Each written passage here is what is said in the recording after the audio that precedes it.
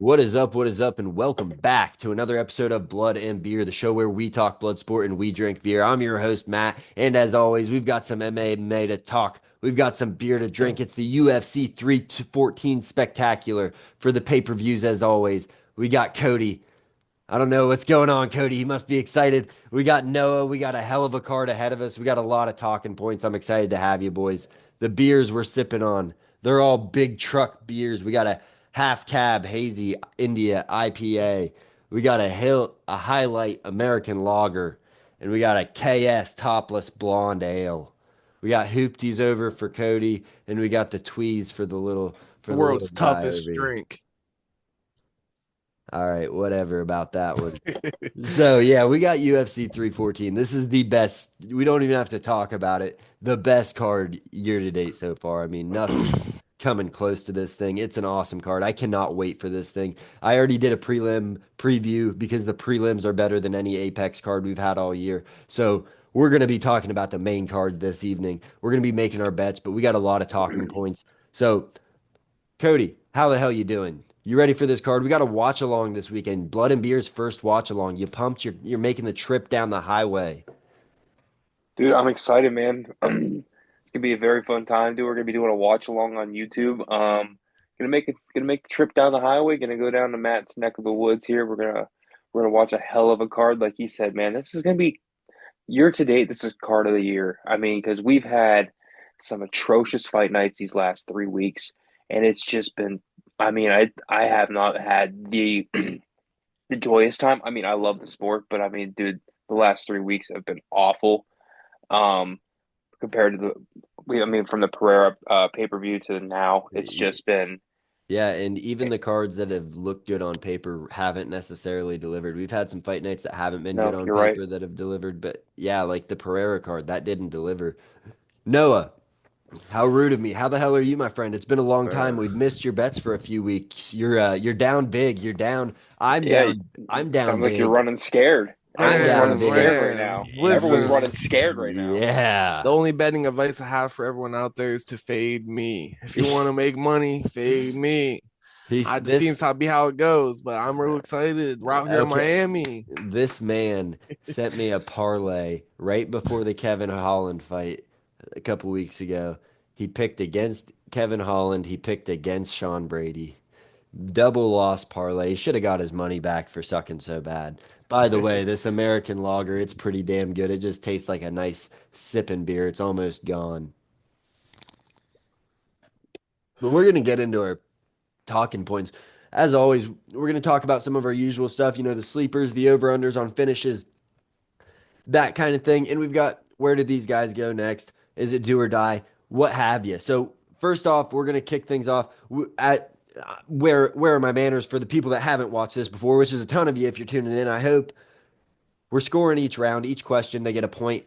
Cody's currently undefeated in this realm. Noah's had some close weeks, some not close weeks. He's looking to get his first dub. If not, we might have to suspend him for a while and put him on the bench, get him back in the G League and develop the guy. But we'll start with you, Noah. Give you a chance to redeem yourself. What's your sleeper fight on the card from the prelims to the main event? What fight stands out to you that people are missing that's just going to be an absolute banger? I think it's gonna be old trusty Jim Miller and Chase Hooper. I think Hooper. He's 25 years old. He's on a four-fight win streak. He just submitted, I think, Guida at 310, Yep. and he called for the fight after he won. So I think Jim Miller is one of them dudes that holds the keys in the division for a lot of the young prospects. And if Hooper wants to move up, that's the man he's got to run through. So Yeah, no, I like that pick. It's going to be a good grappling match. Both dudes super high level jujitsu. Jim Miller's been turning these young dudes away like crazy. Developed this old man power. Chase Hooper's just been fighting these old dudes. He's got some daddy issues or something because he just keeps fighting these super old men and beating the shit out of them. But yeah, I like that fight. Not my sleeper, but that's not a bad pick. Cody, how do you see, or what's your sleeper fight of the night? My sleeper of the night is the one they just recently added to the card. It's going to be Darren Elkins versus Julian Erosa. Yes. We got the 40 year Yes. old Elkins taking this on a short notice versus the 35-year-old. Yes. I don't have to give out any stats, really. I don't have to give out anything. The Just dude's know just that banged. this Matt might be bloodied completely by the end of this fight, and the rest of the night, we're gonna have these people dancing on these two people's blood. These Yes. two are going to go to war. This is Yeah, going to be. This dude. might just be.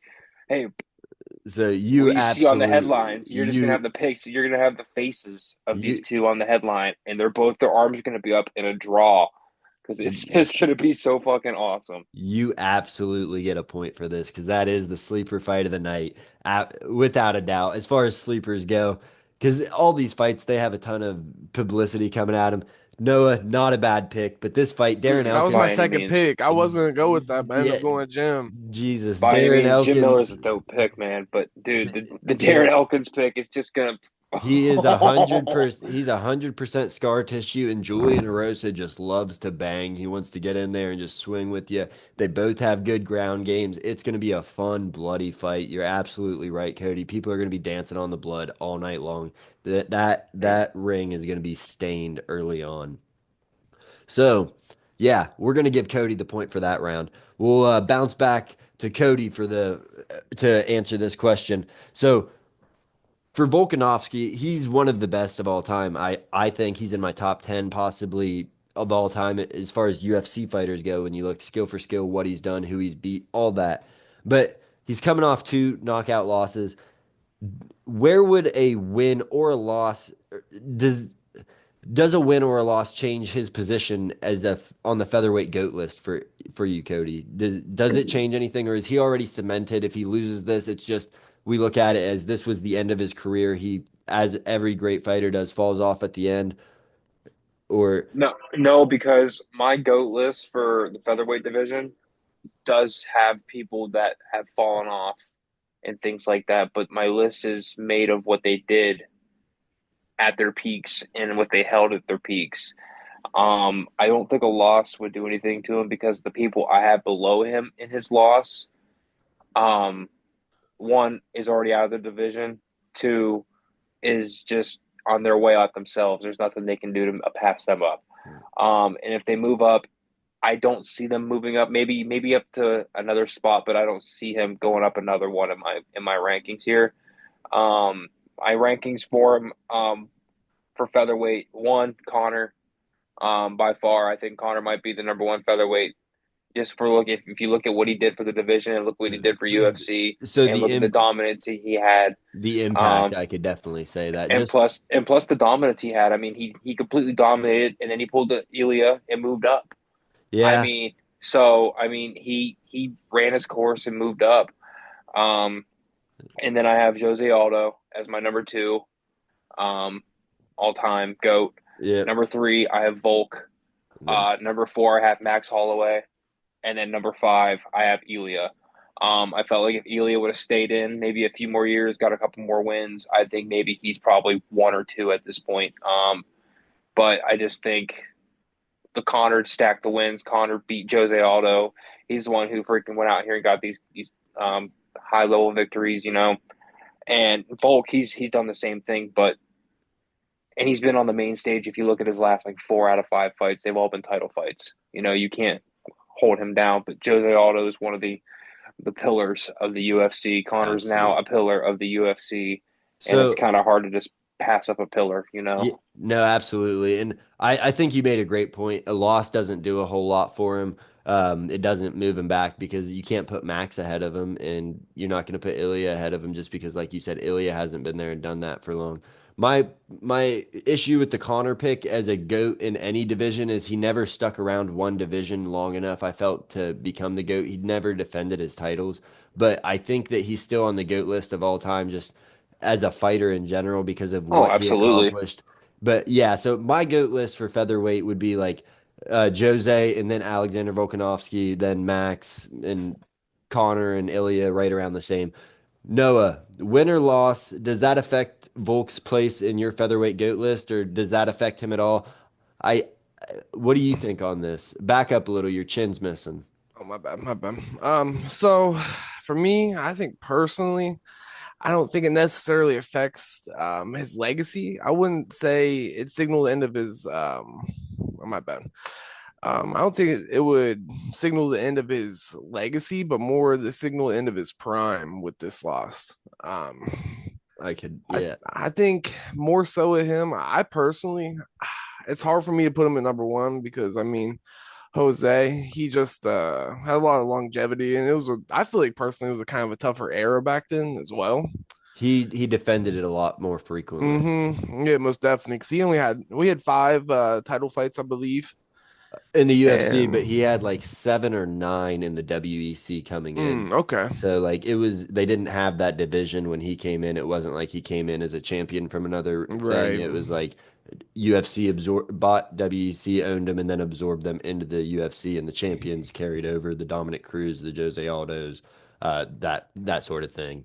But me personally, I think a win for me would honestly maybe put him at number one.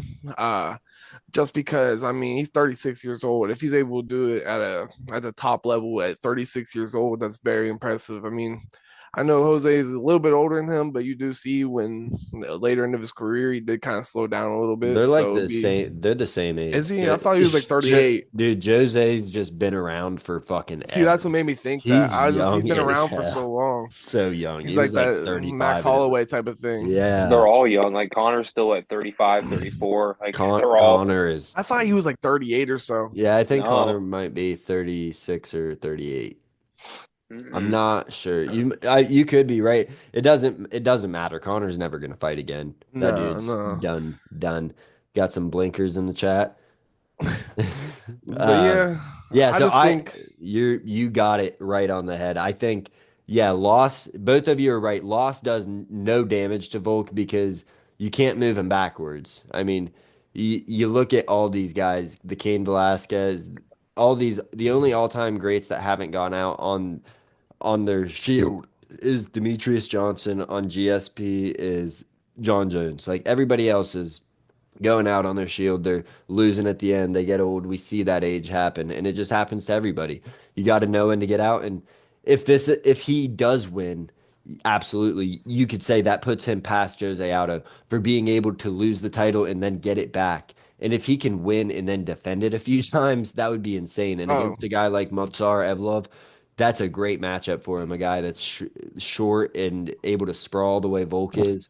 He's not going I to have to worry mean, me about getting personally, knocked out I by mean, cut you Evlov. off, but I think if he gets two or three wins at this time around, if he does take a title, I think he puts him right there, kind of for DJ. Maybe not for the impact on the sport, but I just think for legacy wise, it'd be like him and Mighty Mouse, like right there, like Yeah, kind of it'd just be tough to argue with DJ's right. consecutiveness. He didn't lose it at all. But Hmm. yeah, I'm gonna go with Noah on the point for that, just because of the point where you gave Volk the opportunity to move up. But you're both spot on. You can't move him back because the guy below him is Max Holloway, and he beat him 3 times. So there's no world where Max Holloway could surpass Volkanovski at this point, unless he moves back to featherweight, clears out the division with the title. You know what I mean? Like it's just Hmm. it's a weird path, and he seems to be at lightweight now. So yeah, we're 1-1. We're tied up. Noah, I was worried you weren't going to bring that point up, and it was almost a wash around because you guys had a similar answer. So I'm glad we got that. We got tied up. We got over unders, 6.5 finishes. We've been hitting unders all year, but this card seems like it can't possibly disappoint. We'll go with you, Noah. Over under 6.5 finishes. So for me personally, I think that there's about two to four fights on the undercard that could definitely be finishes, and I would say there's definitely two to three in the main event. So I personally think we're going to hit seven for sure. I would say at least maybe six, but I would say somewhere between that 6 to 8 number. So yeah, I'm gonna go with the over 100%. I just feel like there's a lot of aggressive styles on this card, and there's a lot of high stakes as well. So we'll definitely see people just fighting a little bit more at that edge. Like so, I definitely see like Lopez and Chandler. Lopez in the finish. I don't mean to give away my picks, but No, you're good. You're good. um, You can, yeah. So you got the over though, and yeah, most definitely. yeah, I like it. Cody, I think I already know where you're going. You've been a pessimist on these over unders all year, but let's hear it from the horse's mouth. Over under 6.5 finishes. This is your fault. You made it too high. Hey, this card is what it is, and there's so many glass chins on this card I was looking at that I was I just know, but like, the glass chin fights are only 3 rounds, brother. yeah, And the but 3 round fights, they can last the 3 round fights. Those glass chins, I looked at them like you did you Jim Miller fight. They you can last. you look at the Dom Reyes though. Jim Miller doesn't have a glass Dominic chin, Reyes. but No, I know. His Chase op. Hooper's a finisher, and so is Jim Miller. So I like that one. I thought those. So Dom Reyes, we might see Volk with a glass chin. Yan Xiaonan versus Virna Jandiroba. Jandiroba's a sub artist. Xiaonan can knock you out. Doesn't really do it a lot, but they call her a knockout I artist. think it's gonna end at 6. I think whoever picks the over is gonna lose by a half a point. So you got the under. I have the under by just a slight edge. I think you made the line a little too high. I've been pretty clean on these. I've been sweeping away at you. I think my last four, I think I'm 3-1, if I'm not mistaken, in my over under picks. Yeah, and I think your I've only just been, loss you picked over. yeah. So I just been, whenever you pick the line way too high, I recognize it. I just have it right here. Under, no higher than 6. LOL. Listen, I'm being an optimist. I want to see these cards have 9, 10 finishes like we used to see on these amazing pay-per-views where you're just We like, oh my God, finish after finish. What a card. We have so Mm, much to talk about. I haven't had that in a while. Like I get to the prelims when I'm doing my recaps and I'm like, I'm not going to break it all down because these guys aren't ranked fighters and they're not close to ranked fighters. So this guy got a decision, this guy got a decision, and it was a terrible fight. Like that's what we're seeing a lot of now. But I'm not gonna give a point for that because how do you give a point for something like that? You know, you just then get the point whoever wins later on. yeah, if it's a tie, we'll do that. That's our We'll tiebreaker, yeah. yep, over under because somebody's got to be right and somebody's got to be wrong. So I think this one we also already touched on. I guess it's not a question. Both of you, this is the best card year to date, right? We could probably skip over this. There's nothing yeah, that's most definitely. I don't know, man. I kind of thought Mexico City was pretty the best card of the year, dude. No, but I'm just kidding. I was like, that I'm wasn't just even a kidding. pay-per-view, my guy. Yeah, no. Washes them. Yeah, so we'll skip ahead. So after this card, the UFC takes a break and then they head off to Kansas City for the Ian Gary. Yeah, for the Ian Gary versus Carlos Prates card, stack card in Kansas City. And this is the first time we've seen this year where UFC takes a break after a pay-per-view. They take the week off. I like that. It gives us time to digest what happens, especially if this card ends up being all it's living up, or if it lives up to what it's looking like on paper. It gives us time to talk about it, to digest it. It's not just straight into the next shitty Apex card. That's my opinion on it. But do you guys prefer this break after a big card like this, where we build to the mountaintop and then we're just like, all right, we're gonna take a break. We just had a huge weekend. We'll slowly build to the next mountaintop. Or do you want to see them just jump back in every single weekend? Because I'm feeling like the product's getting a little watered down. You're hearing it everywhere. There, you can see it. The talent. It's not that it's not there. It's just you have so many fighters. There's so much out there now. So, would you rather have the break or would you rather have just nonstop action? Cody, let's hear it from you first. Um, Based on what we've seen in 2025, I think after a pay-per-view like this, and then maybe after what we see at 315, they do need to take the break because, like you said, not only that, we're seeing a couple. You're going to see, I think it's like 5 or 6 fighters on this one, where this is their first fight since I think early 2024, and they're not as active. And no disrespect, these fighters are awesome to watch, but I'm tired of watching the same active fighters every 3 to 5 weeks, 7 weeks, that want to pick up these fights that are just fun to watch. But they're going up and down and up and down. And Exactly, they're not this isn't what we want to watch and see every 3 weeks, but between a pay-per-view. I completely agree with you. It's getting watered down. Um, I think if the fight nights were a lot better, then I would say no, let's keep them going because I would be locked and loaded, every weekend. We'd have a right, lot to talk about. It's just, but but we're just Emmett versus getting Murphy, like you're Emmett giving versus us the Murphy. That was like, what kind of headliner is that? Delidze versus Vittori. Like I think Emmett versus Murphy is a sick fight, but if you don't have a sick card underneath it, that's a bad. That like you can make that a main event if you want to do 5 rounds for it, but you have to have an awesome co-main. You have to have an awesome undercard for it. You can't give me shit and then put a couple sprinkles No, on you it. can't And put four fighters making their UFC debut on that card and make it be like, oh, we're gonna have this be one of the big Apex fights. yeah, Like, no, we can't. This is it, not what it can be right before a headlining pay-per-view card. You know what I'm saying? This is just. yeah, that I'm main card thankful. was a little sus. I'm thankful we had the Edwards Brady card. Honestly, I really am. That was a weird card because on paper it was perfect. You look at it on paper, but then like when it came down to it, it really didn't perform. It was a really lackluster card. We had four finishes, only one TKO, the rest were subs. It ended up not being like such a great card. But I get what you're saying, like where they go somewhere, they put on a card tailored to this hometown. It's an event. Yes, It's like yes. It's not it's just Apex in Las Vegas where we just throw a bunch of contender series fighters together. You know what I'm saying? Exactly. And I'm not against an Apex card every now and then, but we can't be having two Apex cards for every time you go on the road or three Apex cards for every time you go on the road. Noah, break or no break? Straight action nonstop. Y'all gas, no breaks, buddy. I definitely feel like there needs to be a break because I feel like it kind of dilutes it if there like isn't if there's just like a shitty card right after such a great card like this. I feel like people really need to take time and kind of simmer in it and kind of really appreciate what that card was because once you get a card like that and then you throw like something like Mexico City in there, you're like it just feel like it just kind of throws in the shadows essentially Yeah, well, because it's I just thought so Mexico City was a good job. Like they did a good job. You look at how Noche was set up. They don't go for stars when they go for that Mexican crowd. They just go for bangers. And it Mexico City turned out. It had some pretty good fights. But like we're talking about like when they go to, after 313, the card after that is Roman Dolidze versus Marvin Vettori 2 in the right. Apex. Like that do we you're saying it's watered down. We don't need to see that after a pay-per-view. I'm down, like Cody said, if they I'm down for it if they're gonna be I'm down for it if they're gonna be putting out awesome fight nights or if it's like pay-per-view and right after this pay-per-view we're going to Des Moines, Iowa, or we're going to it's just it's just hard to be theoretical like that with how UFC's been though lately. Like that's kind of the issue. Like they do have some great fight night cards, but most of them anymore have just been very washy. So Like, it's hard for me to even want them to do something like that because the odds are at the end of the day for me, I think two out of every five Apex, well not Apex, just fight nights in general just don't hit very well.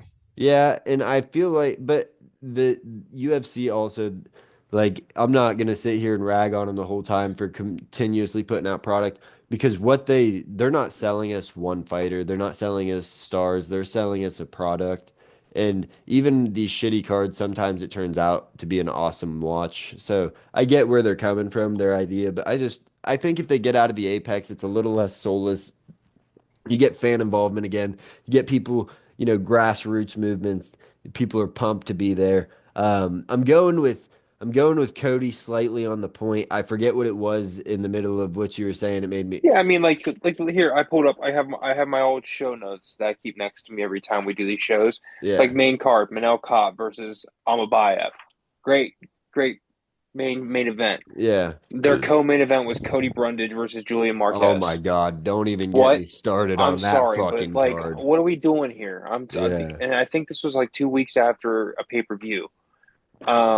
You would think in between the exact middle between your two pay-per-views would be your, hey, we're gonna get people locked back in. We're gonna be, getting ready to I think peek you back on do that In you between mountaintop. two pay-per-views as well, there's a lot of talk, so it kind of brings more like a view and attention to this fighters kind of build a name for himself. So they are doing something like that. It is great. It's just very situational. Yeah, It's, I like seeing them do a huge card right before a pay-per-view, not like this card that we just saw before 314, but like you do a huge fight night that's just a treat to the fans.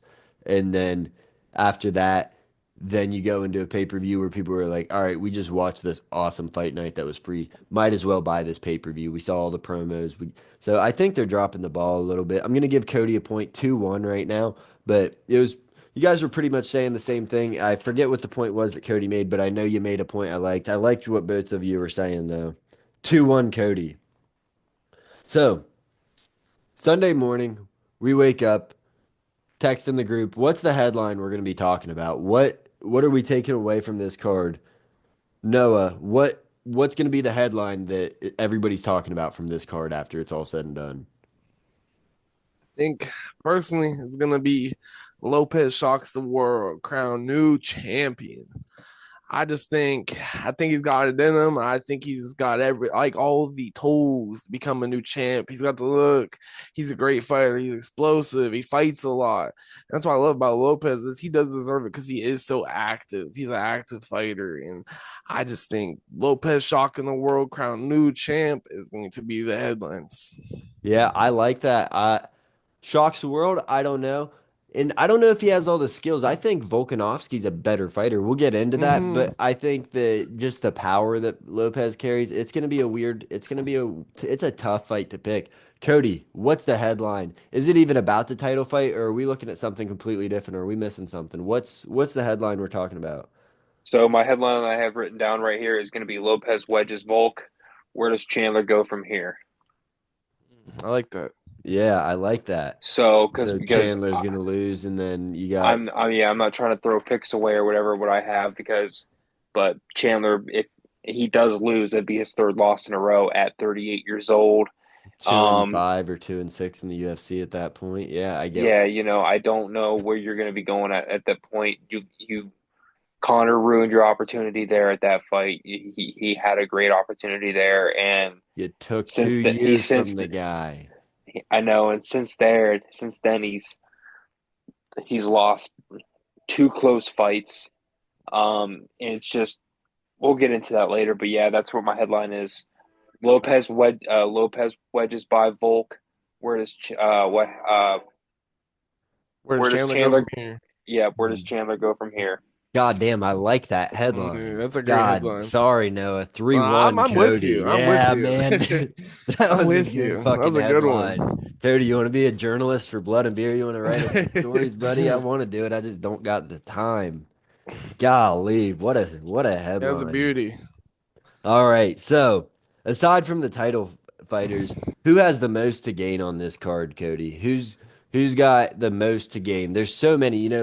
Before I let you pick, just to for the people listening, you got Yair Rodriguez. He's got the chance to take the Pitbull name. You got Pitbull coming in making his UFC debut after being Bellator's top guy for all these years.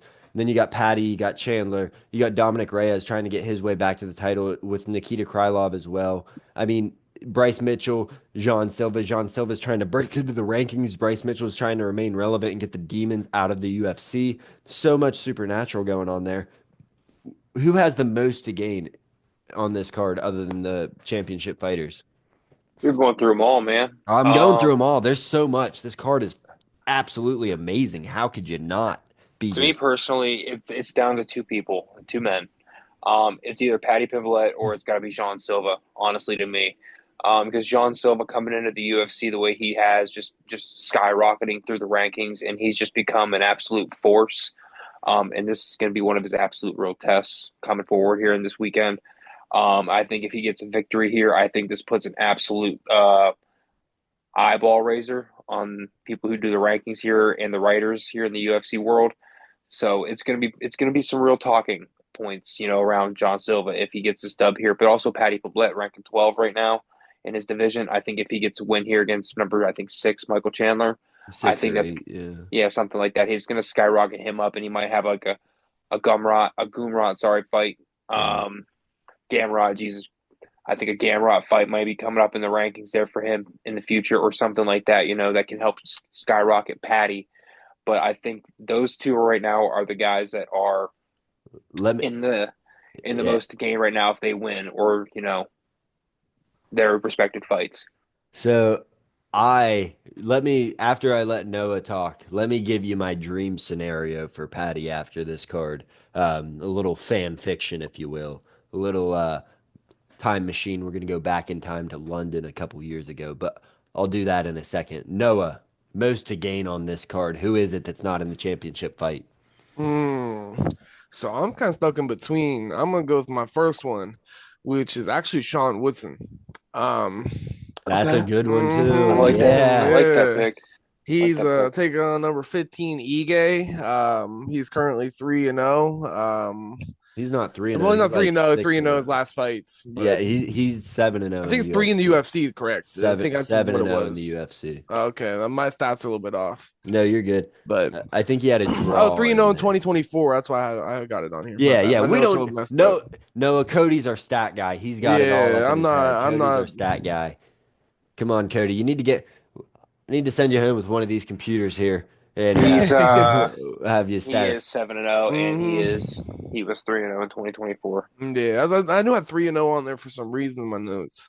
But yeah, Ike's his first ranked fighter, a gatekeeper with a 5-5 record. Um, he's 6'2", he's got a big frame on him, and he's actually favored at minus 265 right now, I believe. Ega is. Yes. That's Actually, crazy. Let me check that. I think I might have it backwards on here. It might I'll be pull it Woodson. up. You just keep talking. I But got you. yeah, I think a win gets him the number 15 spot. His first ranking in a division where the top is definitely super crowded. You know, you got Volk, Lopes, Holloway, and I mean he's 32 years old, so Right in his prime. he's right there in that like go time for him. He's less hyped than Pinlet for sure, but and he's out of St. Louis as well. There's not really a big crowd there probably for UFC, so I feel like that's why he doesn't really have a huge name like these other fighters as well. So I think he's definitely under radar dude, but has the most to gain. So Well, I love that fucking pick. So I'm gonna give Noah the point for the deep cut here. So much to gain for Sean Woodson in the sense that this guy, if he does lose, then he's just gonna be a guy that's finishing out his contract, fighting prospects on the outside of the top 15 the rest of his career. If he wins here, he moves it into a top 15 fight his next time out. And with this guy's frame that he has, 6'3" at 145, crazy. crazy range. I mean, his torso is like this big. His legs are as long as a fucking ladder. Dude's a giant. So if he can get into that top rankings, he can beat any of those top guys just with his weird style and his got crazy boxing. So I do love that pick with the Patty pick and with the Jean Silva. Those are also great picks. Um, Part of the reason I lean towards Noah is just he went with one, but also I love that Sean Woodson pick. Jean Silva, if he beats Bryce Mitchell, I think what happens is that's great for him, but he doesn't gain a lot until his next fight because people are just gonna be like, "Thank God you knocked out Bryce Mitchell. He sucks." Even though he doesn't suck, they just hate him. But that's going to be the narrative going around Right, now right. is thank God you knocked out Bryce Mitchell. He sucks. We hate him. So it's not going to be like, yeah, this guy beat Bryce Mitchell. I think it And was more for the comments with the fight than anything. I don't think it was like a real fight for him to make. I think Gene just wanted to go in there and kind of whoop his ass for saying that shit. yeah, and then with Patty, the fan fiction, the dream scenario, we're 3-2 by the way. The dream scenario for Patty Pimblett. He goes out there, he starches Michael Chandler, and I'm not saying that's what's going to happen, but if he does starch Michael Chandler, Islam Makhachev moves up to 170 pounds. Bilal Muhammad, who's good friends with the Khabib Nurmagomedov team, unfollowed them all on Instagram today. That means Really? Islam definitely told the UFC he's willing to fight Bilal. And that's all I can think that means because that dude, Bilal's a little dick rider for him. Not a Bilal guy. But so Islam goes up to 170. Islam doesn't fight enough to keep both belts, so he's going to vacate. And they're not going to do Charles versus Ilya.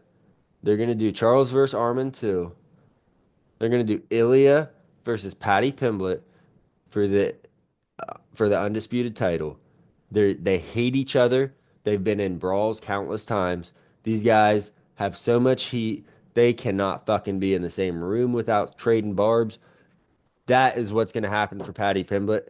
And Ilya is a better fighter than Paddy. Paddy beats him. Paddy fucking beats him. He's just so much fucking bigger than Ilya. Ilya is a small featherweight, good sized featherweight, short, moving up to lightweight. Paddy's a fucking huge lightweight. He beats the shit out of Ilya Topuria, I Patty's think. a little fatty. You shut your fucking mouth. He didn't get fat this time. You giant man, baby. The Patty the All fatty. right. Yeah, you shut your mouth. So we're 3-2. But what do you think about that, Cody? You like that Ilya versus Paddy? Because we've seen I that just I just don't. the rankings I don't mean anything. I know, and I exactly the rankings don't mean anything. But what would that do to the other fighters? Oh, how many of them would it piss off to see Patty jump all of them to get that opportunity? You know what I'm saying? So when that happens, my only thing to these fighters that have been fighting is fucking sell yourself. Patty's out there Mm-hmm. selling himself. He's been. He's got this story with Ilya. Do you know how much that would sell with these little fucking dweebs online that are obsessed with the Barstool or obsessed with the Ilya? Because over in Europe, Ilya is this ginormous megastar. Yeah, he's like Ronaldo over there for Yeah. UFC. Yeah, he's huge over there. He was on the cover of their biggest magazines. Patty's the same way in the UK. He's got a Barstool deal. That would sell huge with the younger generation. And that's the kind of fight that brings in new fans. That the winner of that fight, they're not McGregor level, but they're as close as you're gonna get, especially after the build up and all the hate that those two have for each other. That would be awesome. And we've seen, like I said, the rankings mean nothing. And also, at lightweight, as stacked as lightweight is, I don't hate someone jumping all these guys ahead of him. Raise your camera up just a little bit. Your head looks funky. My bad, my bad.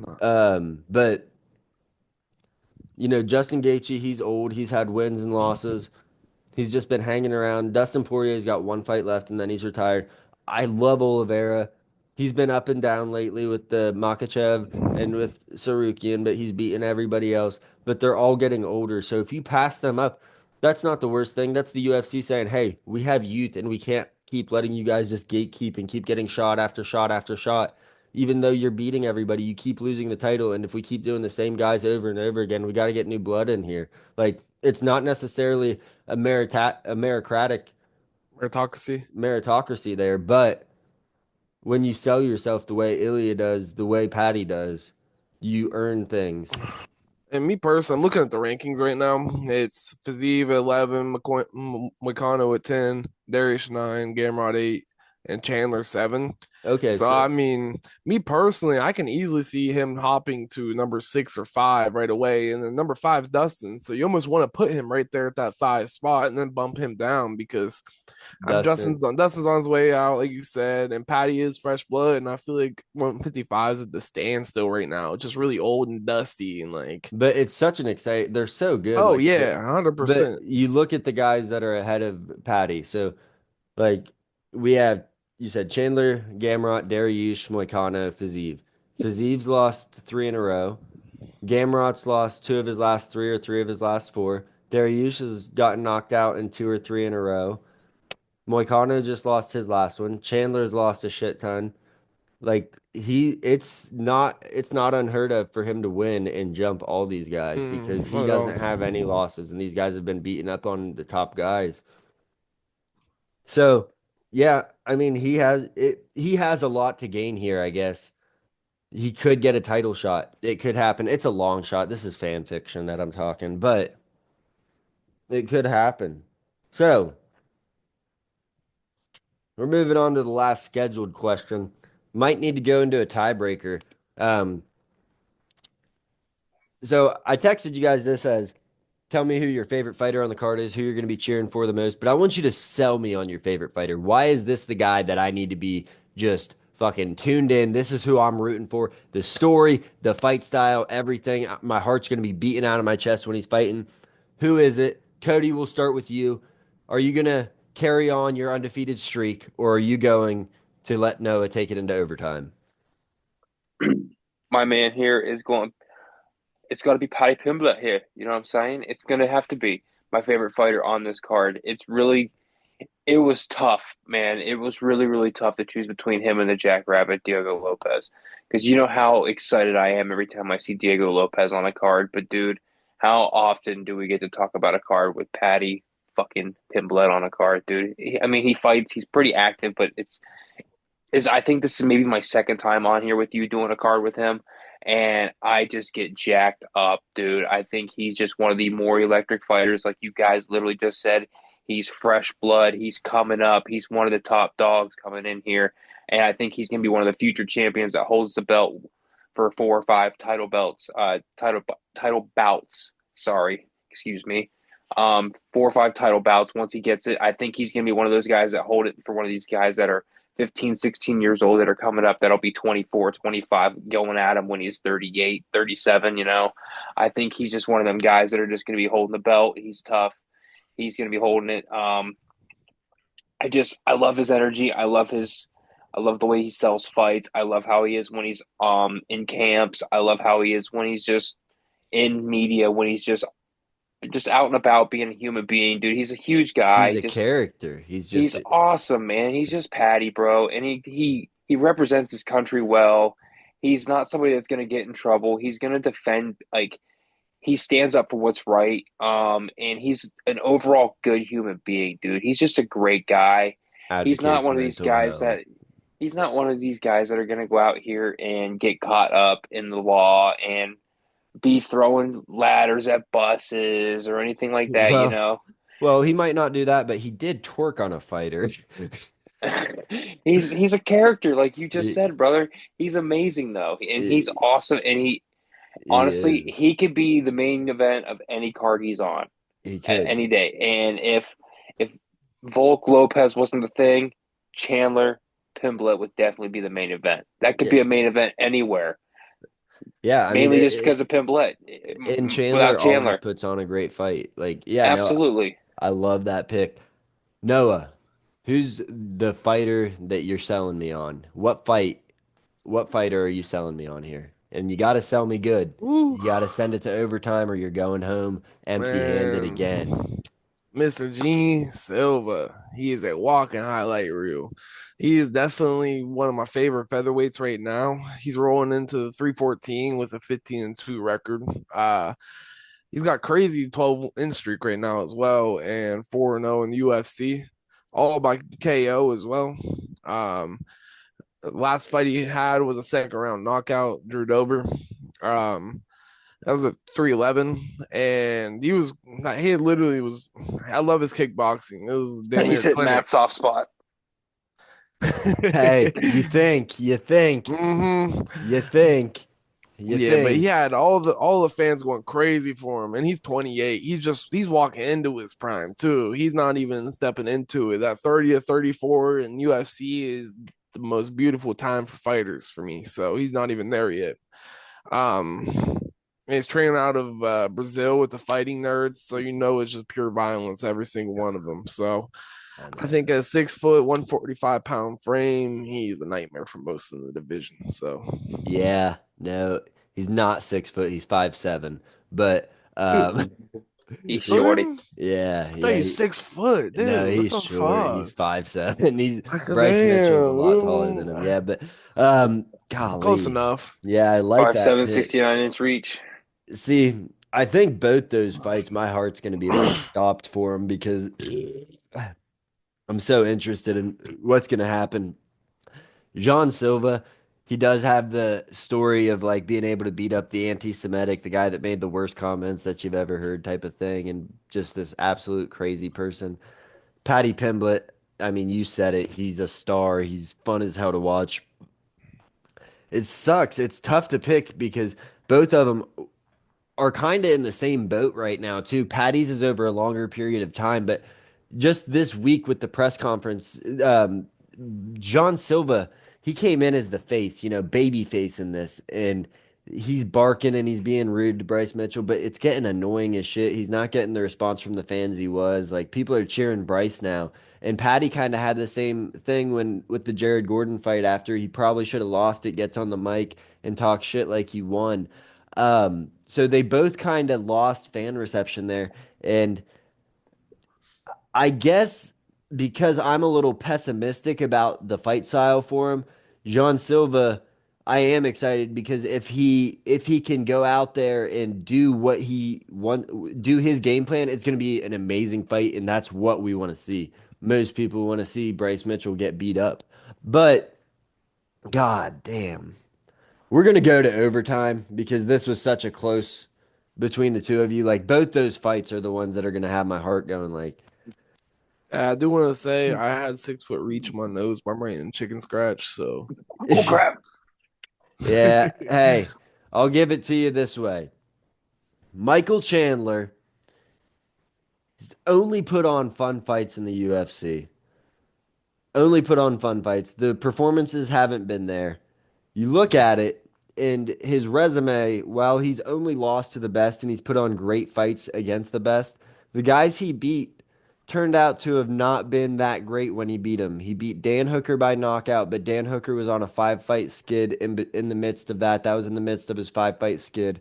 Tony Ferguson knocks out with the beautiful, just teep kick to the fucking face. I mean, puts him out cold. Beautiful, but then Tony Ferguson's in the middle of an 8 fight losing streak right now and is over in the GFL. So, is this do or die for Michael Chandler? Like, what does he do after this? Does he can because he's always said it's title or bust, but is there I don't see a path back to the title. Maybe just because he's a company man, he's a guy that with one win they'll try to slot in. But if he loses here, is he on to just fun fights or should he move on to the commentary desk? Is this do or die for him? Because the guy can talk, the guy's a character, but he's not winning. He's only putting on fun fights, and it's almost becoming a thing where you know he's going to lose because of his bad fight IQ. It seems. Is this do or die, Cody? So yeah, you were kind of taking the words out of my mouth there for a second because I do think this is do or die for him because he is what 38 years old. Yeah, Um, 38 going on 39. and what I was going to suggest if he did not win this fight was going to be TV commentary and joining in the booth there with Joe Rogan and Daniel Cormier. Because to be honest with you, man, it seems like like we watched it in Oliveira fight. He was gonna win that fight, it seemed like, but then his IQ after like round four disappears. Well, And he got beat up in that one. His only good round was in the fifth, but I mean, he just it's like it's like he his goes out there IQ, and just it wants to get hit. I don't understand. Like it seems like he comes out with a game plan, but by round four or five, it just disappears. And whatever close fight he's in, he ends up losing because it I don't know if he doesn't know if he's able to adapt and he just goes into a fight or flight mode or what. But over the last few fights, just watching him, it's been weird. And he's an amazing watch. You know, don't get me wrong. He's a warrior. He represents America well. Um, but if you want me to be honest with you, this is do or die for him. And if he does not win this fight, I I don't see him maybe going for another fight unless it's maybe for the BMF title. Other than that, But how I do you mean, do that at 2-6 or 2-7? You know what I mean? Like, right? It's just because maybe just because you go off the warrior that he is. I mean, I like that, but man, how bad would it be if he goes out there and somehow knocks out Max Holloway for the BMF, and then it's like, yeah, the baddest motherfuckers 3-6 in the UFC. Like, yeah, I know it's just bullshit. It yeah, really is, but I just don't know what else you do for him. yeah, I like mean, he's a good do you fighter, but do you put him on a like a Well, can you put a fight night somewhere like I don't know.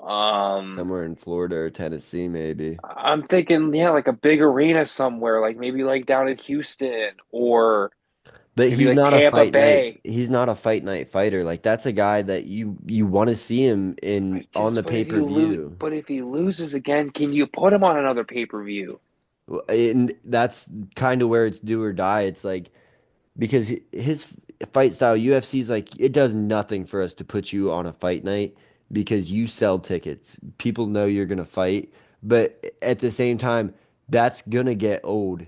People just watching this gonna get Exactly, brain exactly. damage. If he loses again, people are gonna. This is it. Yeah, I mean, it really is because I just don't know. We can't put him on another pay-per-view. We really can't. I don't hate that. Noah, is it do or die, or can he keep the career? Can he keep the tread on the tires even with a loss to Paddy Pimblett here? it's kind of hard for him because I feel like he's built a brand on fighting who's who. I just feel like he's always had that like title or bust narrative. So it's kind of hard for him to sell himself when he isn't selling him in that narrative. So I feel like for him, if he loses this fight, he's going to have to start putting the fries in the bag. Yeah, I mean, you're both pretty much on the same page. I'll give Cody the points. He did have the advantage with getting to answer first, and I took a lot of words out of his mouth. But So Noah was probably left with just about no Yeah. words, but it was the closest one we've had yet. I do have to Cody, say though, I don't mean to cut you off, but I feel like I don't know if we haven't really talked about this much, but how much do you guys think Poirier is gonna be chirping Chandler while he fights? Because Poirier, I heard, is gonna be commentating for 314. so he is going to be on the desk. He's not going to be on the commentary desk down low. He's going to be up in the booth, like Mm. in between fights and stuff. And Oh, okay. yeah, they're not having Oh, him do okay. I play didn't by know I that. play. was I gonna would guess have if loved he's to see get, him do a play chirping fucking Chandler the whole time. Man, I wouldn't. Dude sounds like a. I can't stand Poirier. I can't stand him. Like he's a great fighter. Seems like a decent guy, but I don't know. I just something about him. He seems like a bitch. What's up, baby? We're having a hey, yeah. how are you? Yeah. Cody said, "How are you?" And he raised his eyebrows and winked. Well, no, because Matt said, "Hey, baby." Oh, it was makeup. He was getting ready to go out. Yeah, yeah, Oh yeah. yeah, everybody. We got to the bottom of it. We'll get to the main card breakdown in just a second. This card's gonna be a long one. It looks like, but we got to the bottom of the tackle box story. It was makeup. Cody was get or Noah was getting ready to go out on for a night on the town. He Caught me. doesn't want to carry around a makeup bag. Doesn't want to look like a girl. I don't Yeah, I blame gotta him. like spice up with a tackle box. Yeah. Nobody really suspects it be. Yeah, he goes out to the So. strip mines, gets all done up, and then he hits the town. Yeah. All right. So main card breakdown. We're going over UFC 314. Like I said, I already did a prelim preview. If you want to see that, check it out after this video. It's on the channel. Did it on over the weekend. We're gonna kick things off with the main event. And Cody, you win. Do you want to go first or second on this for Volk and Lopez? Um, I'll go second here, brother. All right, Noah. I'll let Noah take the lead on this one. Noah. Volk versus Lopez. Championship fight. Both these guys, just fan favorites. It's fun styles, fun guys. How's this fight going down, my friend? I think me personally, we're probably gonna have to go with a. I'm still really stuck on this because I really hate betting against Volk. That's my I issue. know, dude. It's That's tough. like He's so good, but a little chinny. A little I feel chinny. like me personally, I think it's gonna have to go with Lopez. Genuinely, I feel like that's where it's gonna go. I think this Volk's got. I wouldn't say he's got a glass chin because those are two great fighters to fight against. But I just hope that he doesn't. I'm gonna say that. I hope that he doesn't. He's got fast-paced striking, and he definitely could overwhelm Lopez if he does get into a rhythm. But I just think Lopez's power and ground game could catch Volk. If he's not 100%. Yeah, So I, I think I, neither guy's a decision machine by any means, but I think it's gonna have to end up being Lopez probably overwhelming him and his power and just a little bit of his ground game. I think it's just gonna be a little too much, but hey, baby, is that White Claw still in the fridge? Could you bring it to me?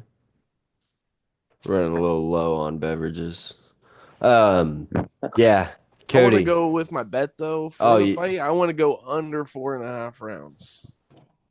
under 4.5. Yeah, If you're going Lopez, I like that bet on it. That's not a bad bet at all. Yeah, no, absolutely. I'll let you go, Cody, but I have that fight going. I think Lopez gets it done early because I think he hits so hard, Volk's chin's kind of gone. But I think that if we see it go past the second round, you're gonna see me and Cody pull our phones out on the stream and we're gonna be live betting the shit out of Volk. I think that. I think I'm gonna be talking Cody into it after the second round. I don't But know, man. how do you see it going, Cody? Um, I can see it being a coin flip, honestly, here 50-50, because, I mean, like you said, Lopez does have the little bit of a reach advantage, but he also does have the 5-inch height advantage here. And a height advantage also means longer legs. Longer legs means also longer pace to be able to back up, move forward, and help set the pace. So, but we also know Volk has a great offensive force. He's precise. He's got great precision with his strikes, dude. The ring He's very generalship.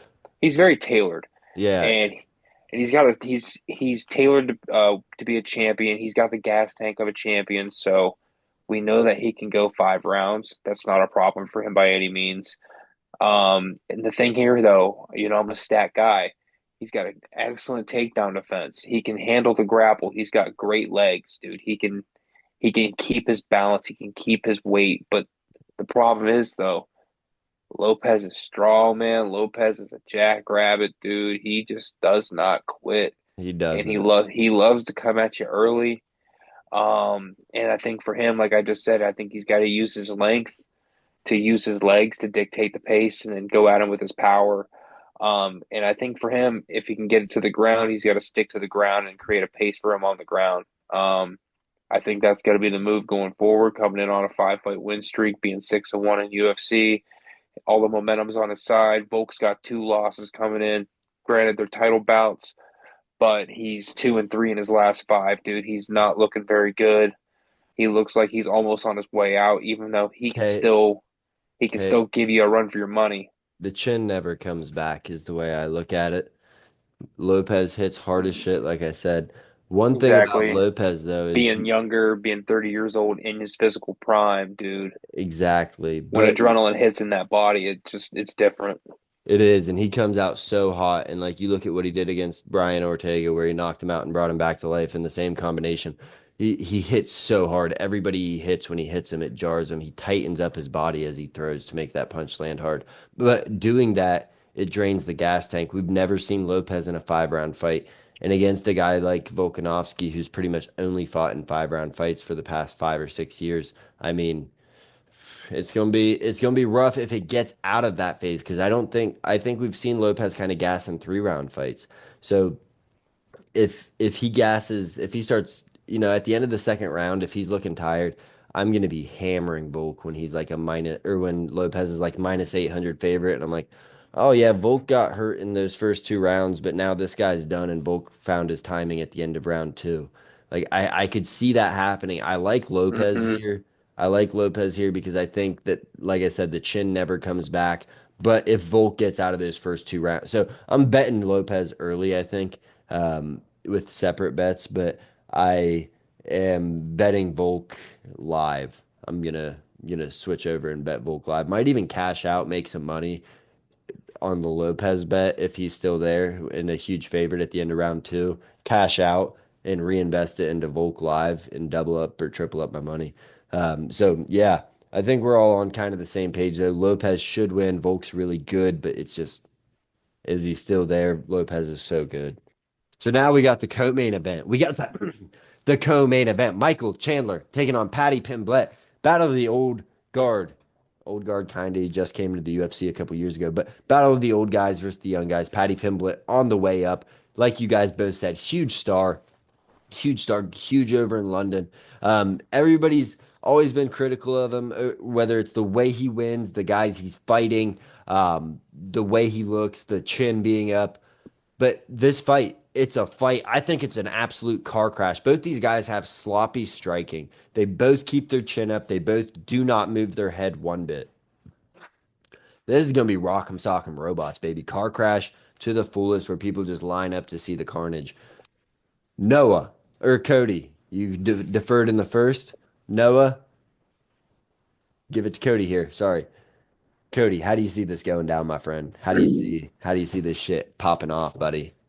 Um, with there being all the physical advantages going in advantage of Patty, with both of them basically almost putting out 5, 6 strikes a minute, both being around 60% accuracy, with both having a 40% ish strike defense. Like you said, this is about to be rock'em sock'em robots here, dude. But the thing here is though, Michael Chandler's a great wrestler, but Patty Pimblett is also a great submission artist. His So jiu-jitsu's it's gonna filthy. be it's gonna be so much fun, dude. I think the line's a little close here on a lot of these fights. I think this is gonna be a very profitable weekend, honestly, if we I all just lay it right. I keep hearing people, every betting show I listen to, I just keep hearing people are going to be making some fucking money this weekend. The Oh odds yeah. are so close, and The ones that aren't close, I feel like the odds makers got them wrong. We'll get into the Jean Silva Bryce Mitchell fight in a second. But I mean, that one, I think the odds are a little woke there. I mean, you look at, I won't get into it because I want to, that will be part of how I break that fight down. But Noah, Pimblett, Chandler, well, so sorry, Cody, I didn't mean to cut you off. No, you're all right, brother. How's the fight finishing? How's the fight ending? Is it Pimblett just running away with it? I don't think he runs away with it because Chandler's an all-out warrior. You've seen him go against these high-level fighters, dude. He knows how to contain himself. He knows how to control his own pace. He knows how to go later in these rounds and then find a way somehow. Sometimes in the fifth, sometimes like can take the control in the first and the second round. But it's all about his IQ. Can he hold it? Can he come up with a game plan and adjust to what he's being dealt with? But overall, I think the young blood's going to come out and just take it away. I think it might be done by round four, maybe round three. The submission artist is going to come out. I think he might catch him early, and it's going to carry on to maybe an extra round and a half, and then he's going to get him again, and he's just going to be too weak at that point, and I think he's going to sneak him. I like that. Chandler's durable though, and I'll have to check. I think this is only a 3 round fight, right? I'll check it right now. Noah, Five, is five, it is it 5? I'll double five. check. But Noah, how's this fight going down? My bad, I was muted. But so we got number 7, Michael Chandler taking on number 12, Patty Pimblett. Um, I think Chandler, he's 2-4 in his last 6 fights, but he always brings the fireworks for sure. He's got a super iconic KO versus Ferguson back in 2022. But he's also got the losses Oliveira and Gaethje and Poirier on his record. He struggled late against the elites, so it's going to be kind of exciting to see what happens. His cardio sometimes tends to fade in the later rounds, so I'll be interesting to kind of see in fourth, fifth round if it is a 5 round fight to see what happens. It is a 5 rounder. I just confirmed. Yes. So yeah, it'd be interesting to see what he looks like in the fifth round against him. But we got Patty on the other hand. He's 6-0 in the UFC with 3 subs and a first round choke out of Bobby Green in July 2024. Choke out, arm break, whatever you want to call Mhm. it. Like did a bunch of shit to the guy, poor guy. Yeah, he's a BJJ black belt though, so he's got 8 career subs, Hail to the and king.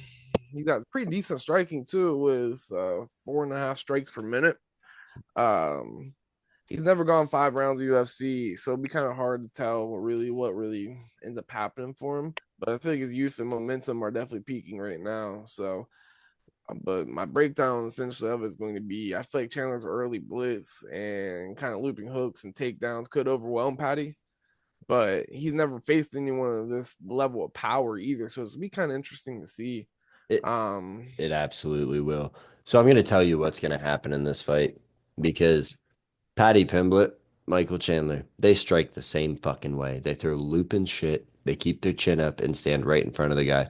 Michael Chandler's a little more measured, but not defensive at all. Patty tries to be defensive, but is not. He keeps the chin way up there. Michael Chandler's gonna knock Patty Pimblett out. It's a 5 rounder. He's gonna knock him out mhm. early. You can't hold your chin up that high against a guy that short, like Michael Chandler with long arms, like Michael Chandler that throws bombs like that. I want Patty Pimblett to win because I want the Ilya Tapuria fan fiction to work out. I want that to be how it goes down. I'm not betting this fight. I might throw a shit ton on Michael Chandler I that just night. think Patty's got to survive those first 2 rounds. I think if he survives them first 2 rounds, he's going to win. Yeah, I do too because we see it like Michael Chandler just loses his fucking mind out there and throws the game plan to the fucking wolves but I just think Michael Chandler does hit so fucking hard and the guys that he's hit hard and have walked through it, they keep their chin down in their boxers. You got Justin Gaethje, Wow. you got Dustin Poirier. Hey, I understand where you're coming from because Pimblett should be able to sub him, but I just think, like Noah said, We haven't seen Pimblett go 5 rounds, and I hate how high he keeps that chin. Like, Good fighter, great fighter. But that chin being so high against a power puncher, it's just waiting to get hit. Mhm.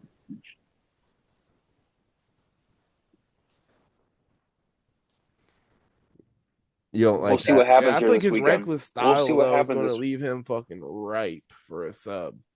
We'll see what happens this weekend, man. I think Chandler's gonna get subbed Chandler's got really by good mid round submission. four. He's got really good submission defense. I think the only guy to sub him has been Poirier when, that was an absolute war. They just were absolutely exhausted. But Pimblett's a beast on the ground. But you look, Charles Oliveira had his back for 4.5 rounds and couldn't sub him. And Charles Oliveira is, I think, without a doubt, the best submission artist in UFC history. Like, Mhm. you look at how many he's got, what he's been able to do. So I know Noah needed to be off here by 10:30. So Noah, we got through the top two fights. Wish you could stay longer. We need your picks before we let you go, though, and we'll get into me and Cody's picks a little later. But how are you splitting your thou? Are you gonna be making your negative 1250 back to get even, or are you gonna just be cutting into the profit? It's a huge card. Throw your balls to the walls. Man, so I'm definitely going to go with the under 4.5 rounds. Actually, I think I'm going to go with the. Let's see what the under 4.5 odds are. But I'm gonna go with under 3.5 since it's here already. I'm gonna go with that. For who? The Lopes fight. Love it. Um, Why not pick? If you're doing that, pick Lopez under 3.5, dude. You already picked Lopez.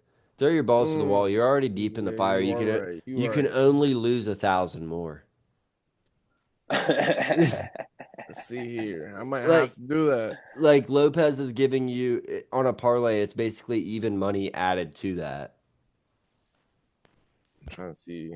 I can't find the exact way to do that, but yeah, if I am able to do that, I'm going to do that. I'll put 150 on that. Okay, so Lopez under 3.5. Then I'm going to go with a parlay of uh Patty, Year, and Gene is plus 255.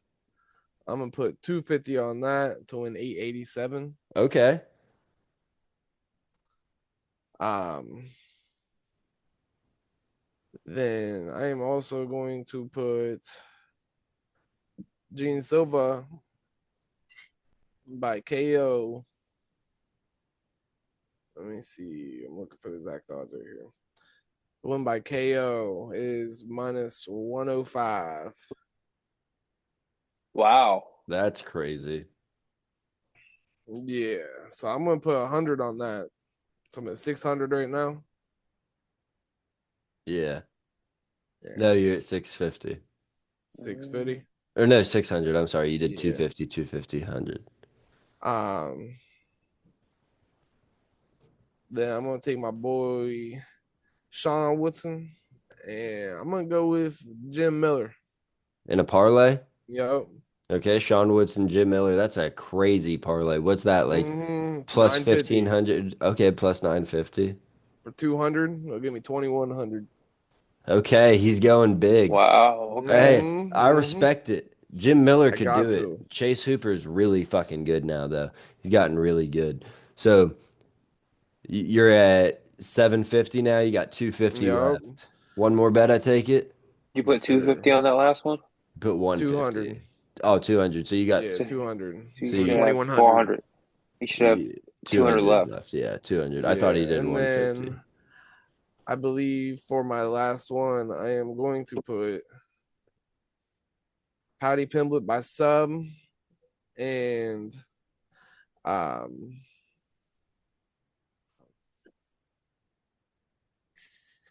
Diego Lopez by KO. And I'm going to put my last 200 on that for Ooh. 2,500. Hey, text me those pics so I have them in my phone because I don't have a pen with me Already? right now.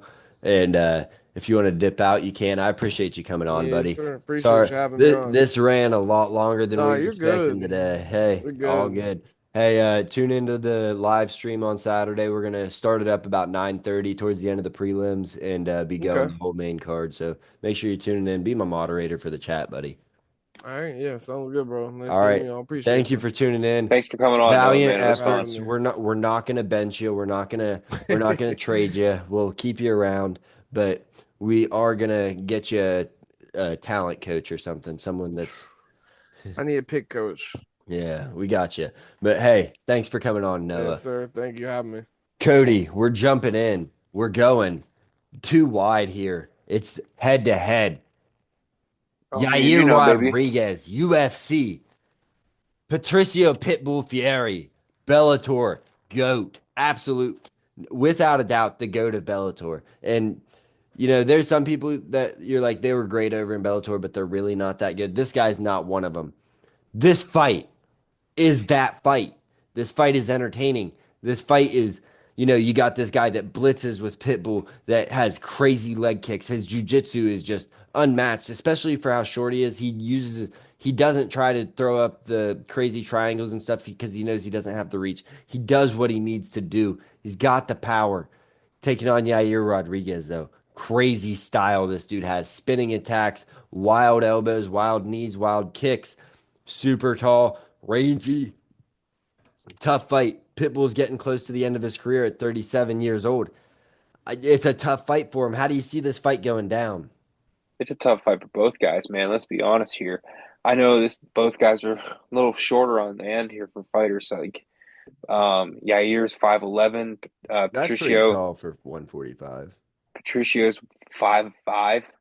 Little guy. Um, Rodriguez with a 71-inch reach, with Pitbull with a 65.5-inch reach. That makes it Dude, tough. they're a little stocky guys here, man. Let's be honest. Dude, Yair Uh, is not stocky. Yair's 5'11", lanky. He is like lanky as shit. Dude's all legs and arms. I think you might be thinking of someone else if you're thinking he's stocky. Cause I like, must be, man. I mean, I must be because right now, though, it's just I know 5'11" and I'm 5'10" and I'm stocky. but it's 145. Like he is all legs and arms. His legs are like on a pendulum the way this dude spins. Like, Oh, I mean, he's flexible as heck and he's freaking athletic as hell.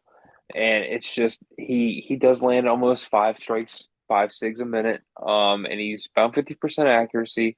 Pitbull does not though. Pitbull is just he's about 2 or 3 6 a minute, but he's just all power and he's precision with his. He knows how to pick his spots, man. He's a seasoned vet, like you said. He's a Bellator legend, and I think for somebody like him, I think he can come in against somebody like Yair and he can be able to pick his spots even with the disadvantage at reach to be able to come in close because he knows how to with these kind of fighters with people. He's he's how many times has he had to fight with a reach disadvantage? I think probably he knows every fight. exactly. I think he knows how to fight. I think he'll be all right. You know what I'm saying? So I absolutely think he knows how to fight. I think he knows how to handle that. I just think he is towards the end of his run. He dropped down to 135, which is a crazy drop for him because he was the 145 and 55-pound champion at Bellator. Loses to Sergio Pettis. Shouldn't have lost to a guy like Sergio, but that weight cut is probably what did it for him. And Probably, then yeah. before that, he loses to AJ McKee, gets back a close split decision. I think there's a knockout loss in there. I'll have to double check, but just been kind of middle of the road lately. He seems like he's getting a little older. He is absolutely still a beast, and he was starching dudes in Bellator. But when you come to the UFC, I look at a guy like Yair Rodriguez, and if he was in Bellator at 145, back even in Bellator's prime, he is running the fucking show over there because the dude's young. You look at his fight with Max Holloway, where Max won it, unanimous decision. It wasn't in question. But every round, Yair put up a fight. It was close. He was throwing kicks to the head. He brings that front kick up to the front head kick. It's untelegraphed, and I think that's one more problem that Yair has to deal with, and or not Yair, Pitbull has to deal with, and Pitbull's gonna have such a problem because normally tall guys like Yair have an issue when you're a blitzing style fighter like Pitbull when you run in and you're just pressuring him. Yair does not have that problem because when you blitz him, he's going to hit you with a spinning elbow or he's going to hit you with a step in knee. He uses every weapon. He mixes the martial arts so well. He's very good at mixing the martial arts. So I really think that we're going to see Yair school this dude. I don't think it's going to be a finish necessarily. I just think he's going to go out there, and it's not because he's better than Pitbull has ever been, but I think he's better than where Pitbull is now. Because if you're, I don't think Pitbull holds a candle to Max. I think Max styles on him for 25 minutes in a five rounder. I think Yair is going to be such a puzzle. He's so awkward and he's so powerful and just, it's going to be, he's an enigma. I love Yair here. Minus 200 isn't enough for him. Like, I love him here. So we'll move on. We'll move on. We're on different ends of the spectrum, but that's okay. That's okay. I understand where you're coming from because Pitbull, like you said, seasoned vet. And my one of my other things is the age. He just has to keep him against the cage. But I know the age or whatever. But he also, I think personally, I think he has the better gas tank than Yair. I really do.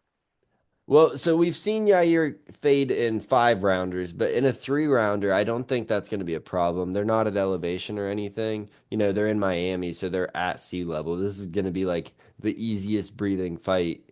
I don't, the only person I think we're going to see gas on this card is Chandler and Pimblett and Lopez if it goes into later rounds for both those fights. Um, but yeah, it, it could, I mean, I could be wrong and Pitbull could come in and just fucking be like, I am a monster and I'm here to kill. And I will say, I was very impressed with his interview today at Media Day when I was watching him. It reminded me very much of like 2016 style interviews where he uses a translator. He speaks a little English, but not much. He uses a translator. He gets up there, he holds the mic. They ask a question, he sets it down, lets them translate, picks it up. Very stoic and very just like matter of fact, telling them it just this old school vibe. I loved it. Very confident. So I could see Pitbull doing it, but I just think that Yair is a bad matchup for him with that range. I think that like Yair could even potentially make it a boring fight, which he doesn't have many of those, but a boring fight from the outside, which that would suck for Pitbull's debut. But we'll move on. We'll keep rolling along. We got two fights left. We got Bryce Mitchell, Jean Silva. Love It's the this one you fight. wanted to talk about. Love this fight. I'll let you go first. I'll let you go first. I we kind of have a gist of how you're feeling about this one a little bit here. Russell Um, fuck. um, and I understand where you're coming from here, but I think that Jean Silva is a superior talent, the more athletic talent here that can be able to keep it on the feet. He might be a little shorter. He might have 1 inch shorter reach, but I think he's the one that's more powerful here. I think he's the one that's more quick here. I think he's the one that's more precise here. I think he's less sloppy here, you know. I think Bryce Mitchell's the one here that's a little sloppy. I know he gets a lot of takedowns, but you leave a lot open when you're going for a grab and you're going for a grapple. And John See, Silva is quick and he knows how to get his feet around. Um, I love John Silva in this. You know, I know where your heart is, but I think I know where you want to lean. Just because of the you're seeing the stats here. I don't think the nothing to stat. do with stats. I've been John watching Silva film all week. John Silva has an 80% takedown defense. Yeah, but the He he can hold his own, brother. I think John Silva is going to be able to take this out. he's I don't see it finishing. I don't see this finishing at all. oh if it I think John Silva's going to get a TKO. Um, he's going to catch him going for a grapple or something. He's going to get him with an uppercut, and he's going to fall on his side and start getting him, and he's going to hop, and the ref's going to stop it and end it. I think that that's how this is going to end. Personally, I don't see this going very far. that would be beautiful. That John Silva, John Silva, baby. that would absolutely be beautiful. I am a huge John Silva fan. Love the way he fights. Hate his media appearances this week. He is just getting a little cringe this week, trying to lean into hating on Bryce Mitchell. Bryce Mitchell also super cringe. These odds are very reflective on people wanting to see Bryce Mitchell get beat up. When this fight opened up, the initial odds, Bryce Mitchell was like a plus 360 dog.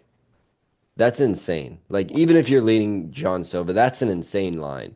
And it came out right after the comments that Bryce Mitchell made. I think that has so much to do with these odds. I think that Jean Silva, everything you said on the feet, he is technical, he's sharp, he's powerful, he's better than Bryce Mitchell every single spot on the feet. Range is not going to mean a thing because the technical ability of Jean Silva so much better than Bryce Mitchell.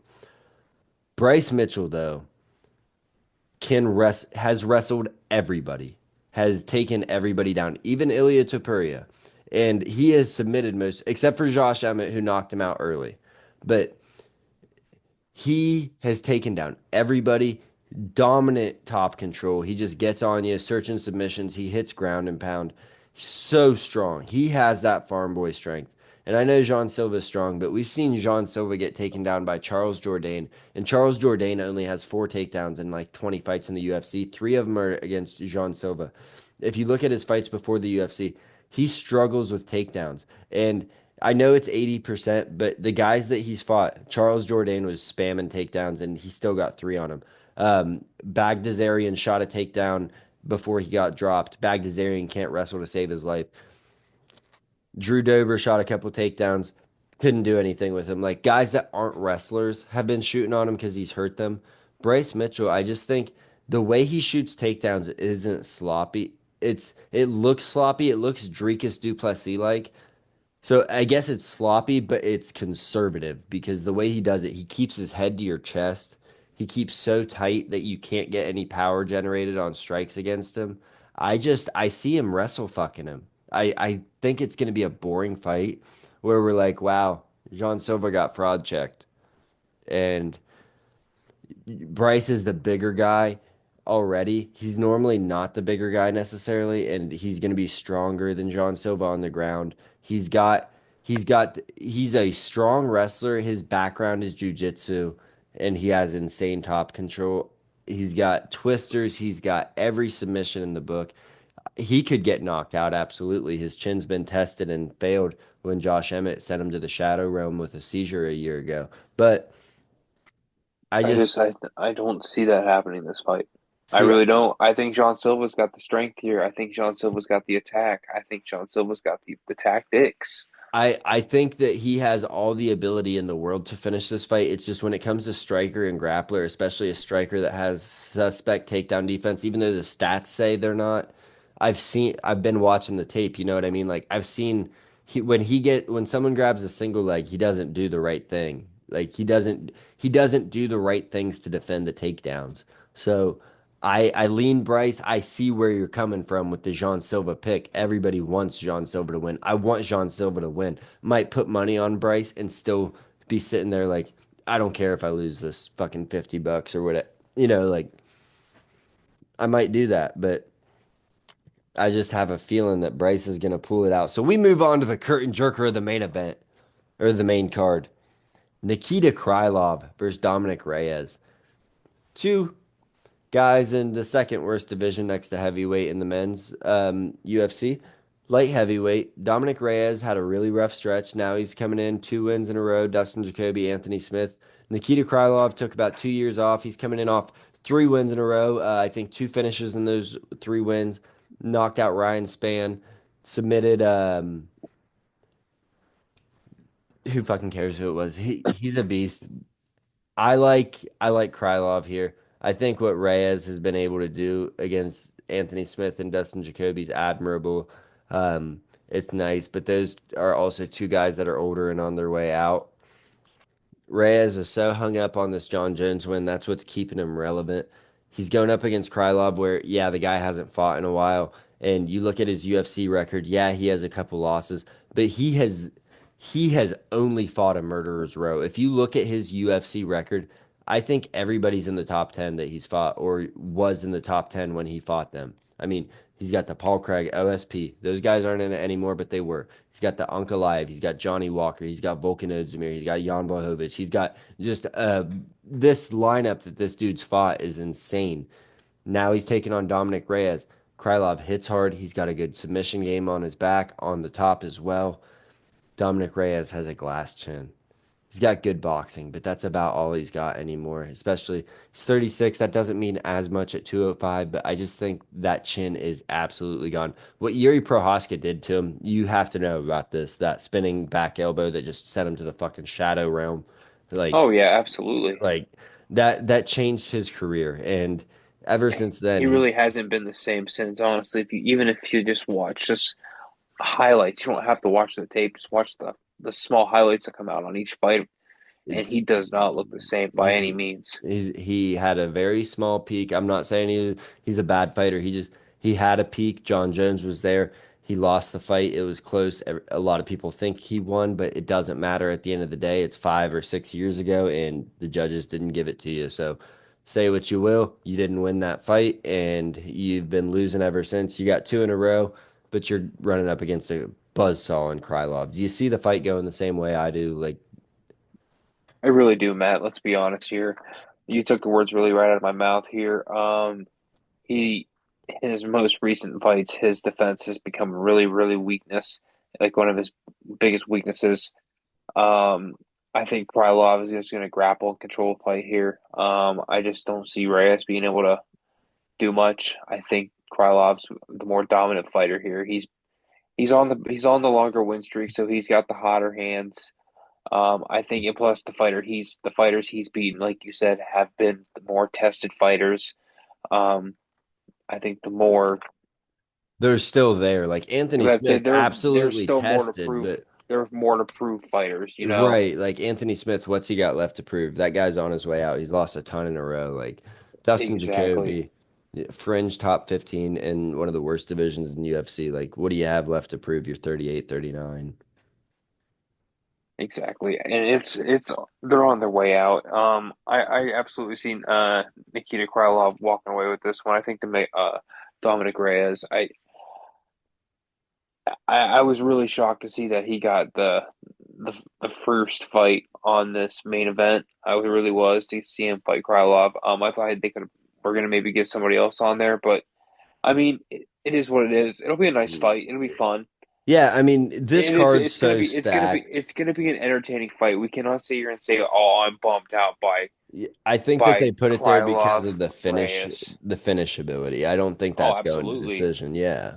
No, absolutely. And I think it's going to be electric. And I think with the who's on the call, we're going to have just it's going to be a fun listen. It's going to be pure entertainment. You know, it's not a bad fight by any means. But Dominic Reyes, I think this is his last pay per view. Let's be honest here. Yeah, last time on a main card, I'd say. So, yeah, we're on the same page there. Let's get into our picks. I'm at about plus 800 year to date now. I took another big loss. You are back to so you went up 300 this week, so you're at about 2700 again. You're back to where you were. Or Okay. yeah, no, you're at 25 is where you're Okay. at. So, you got $1,000. I'm gonna let you spread it. I've got a bombshell to drop on you. I'm excited because I imagine it's just to try and just overtake me and It make won't me it, never be. it won't overtake you. Oh, well. Mm-mm. So I got four bets this week. We're gonna do Krylov to win and round two to start at plus 110. Okay. It's going to be 300 thrown on that to bring back a total of 630. Okay. Um, the next one's going to be Patty to win, round three to start. It's going to be at plus 230. That's really good odds. That's really good odds. Yeah. My $300 on that brings back 990.